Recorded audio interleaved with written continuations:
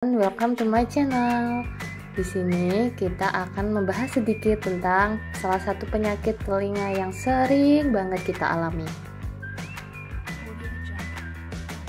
Teman-teman, apakah tahu tentang otitis media? Jadi apa sih otitis media itu?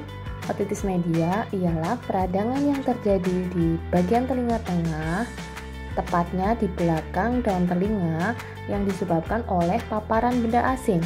Salah satunya disebabkan oleh mikroorganisme seperti bakteri ataupun virus.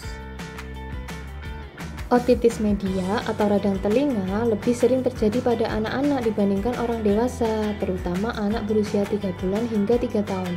Hal ini dikarenakan tuba eustachius pada anak-anak belum terbentuk dengan sempurna.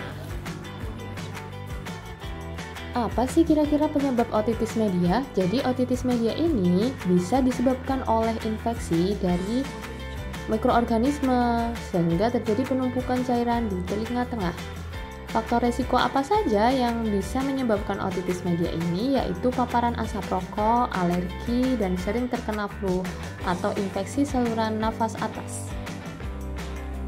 Faktor risiko yang pertama yaitu anak-anak berusia di bawah 3 tahun, kemudian berjenis kelamin laki-laki, kemudian tinggal di lingkungan dengan kadar polusi yang tinggi, merokok, memiliki sistem imun tubuh yang lemah, dan ada riwayat keluarga dengan otitis media, serta juga memiliki riwayat gangguan pernafasan kronis.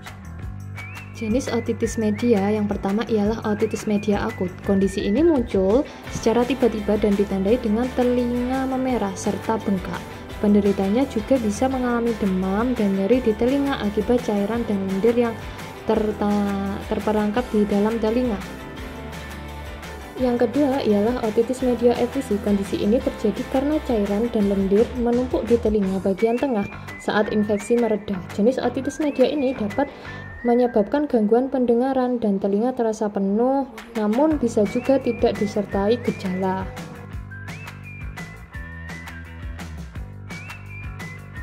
Gejala otitis media 80% diawali dengan infeksi saluran pernapasan akut seperti batuk dan pilek, kemudian bisa disertai dengan demam dan juga nyeri telinga.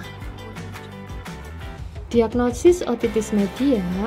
Dokter dapat mendiagnosis otitis media berdasarkan pemeriksaan fisik dan riwayat medis pasien. Dokter akan mengamati beberapa gejala seperti kemerahan, adanya bengkak, cairan di dalam telinga, dan ada tidaknya lubang di gendang telinga.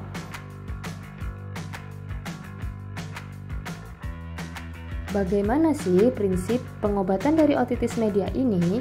Jadi, pengobatan otitis media akut melibatkan antibiotik jika infeksi disebabkan oleh bakteri dan disertai pemberian anti nyeri.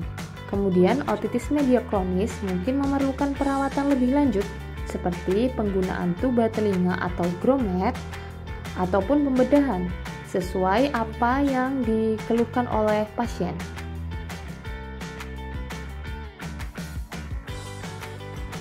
Pencegahan otitis media yang terutama ialah mencegah adanya infeksi saluran pernafasan akut.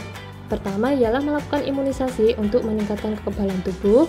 Kedua, makanan gizi seimbang. Ketiga, memakai masker apabila di luar ruang.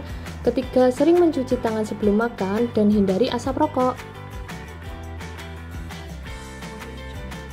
Kapan sih kita harus menghubungi dokter? Apabila Anda mengalami